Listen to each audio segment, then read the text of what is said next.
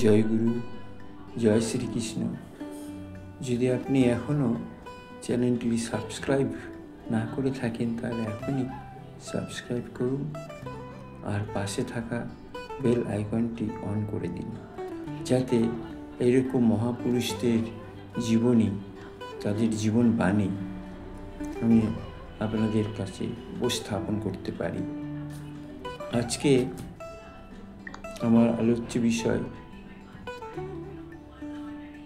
তুকারাম মহারাজের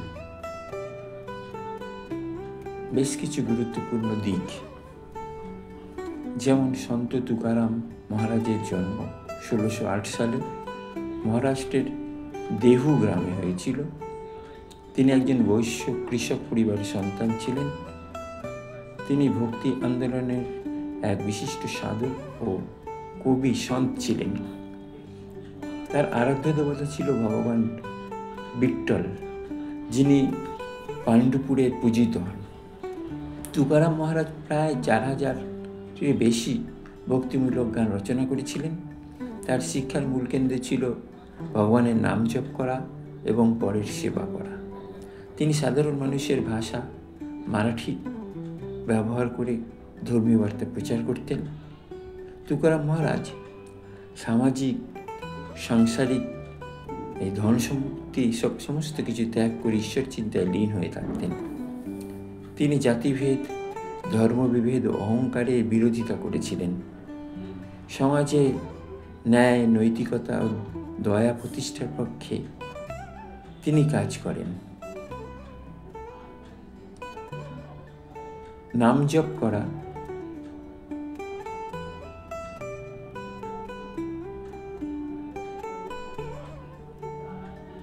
ভগবানের নাম জপ করাই তার একমাত্র মুক্তির পথ।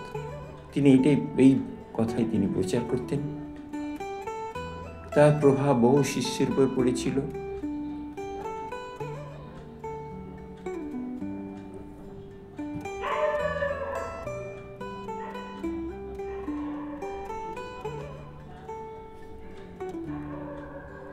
তিনি বিশেষ করে ভক্তি আন্দোলনের পরবর্তী সাধকেরা তাকে দেখে অনুপ্রাণিত হন। তিনি কুসংস্কার ও ভণ্ড ধর্মীয় আচরণের বিরুদ্ধে নির্ভীকভাবে কথা বলেছিলেন।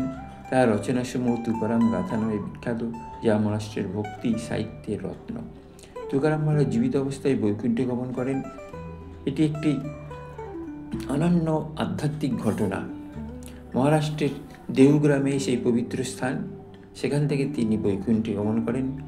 প্রতি বছর পালকি যাত্রা নামে তার পবিত্র পদযাত্রা অনুষ্ঠিত হয় পাণ্ডুরপুরে।